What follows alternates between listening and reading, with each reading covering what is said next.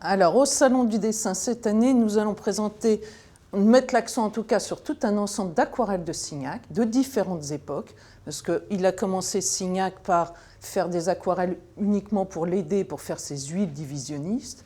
Puis peu à peu, l'aquarelle est devenue son moyen d'expression privilégié. À partir de 1910, il délaisse petit à petit les huiles et se libère vraiment dans les aquarelles. Alors on a des aquarelles où la couleur explose, comme dans cette aquarelle d'Audierne.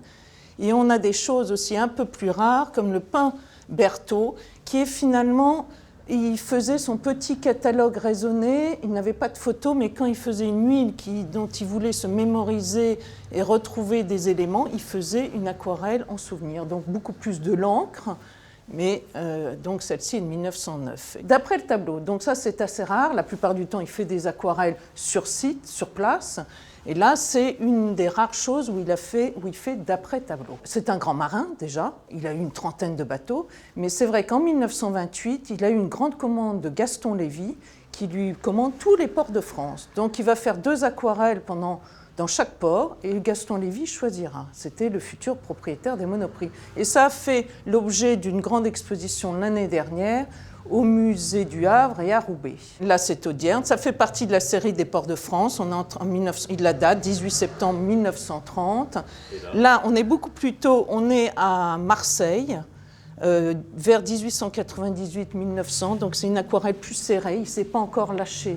Signac disait, la peinture à l'huile, il écrit un de ses amis peintres, probablement Cross, et il lui dit, la peinture à l'huile est une lutte sévère, l'aquarelle, un jeu folât. Donc il se libère, il se lâche, il s'amuse. Hein. C'est la liberté, hein, vraiment, dans les aquarelles. Au Salon du dessin, nous allons également présenter Mayol, à qui nous venons de rendre hommage, parce que la plupart des gens pensent que Mayol sculptait devant modèle.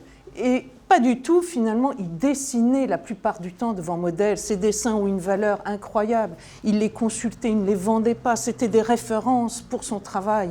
Il recherche la même chose que dans ses sculptures, c'est-à-dire recherche des formes, architecture des volumes. Et c'est vraiment, on le retrouve tout ça dans ses dessins. On ne sait pas qui est le modèle. Dina Verny va marquer Mayol les 10 dernières années de sa vie. Elle arrive en 1934, c'est une superbe femme russe, elle a qu'une quinzaine d'années. Elle est toute petite, mais elle a un charme, elle a des formes, et c'est exactement ce que recherche Mayol, et ça va lui donner une nouvelle impulsion, une joie de sculpter à nouveau. Là, ce n'est pas elle. On ne sait pas qui est sur ce pastel. Dans les passions récurrentes de la Galerie de la Présidence, il y a Marcel Gromer, peintre du Nord, fort, puissant.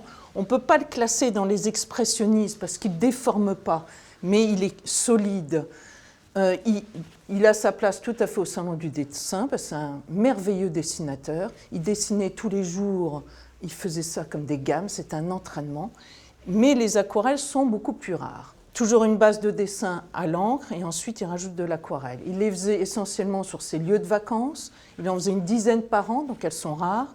Et celle-ci date de 1928.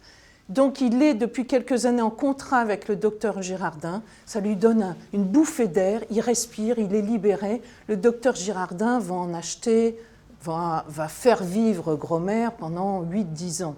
Il va lui donner cette impulsion, il va pouvoir vivre de sa peinture ensuite. Et il se rapproche de Rouault, le docteur Girardin toujours.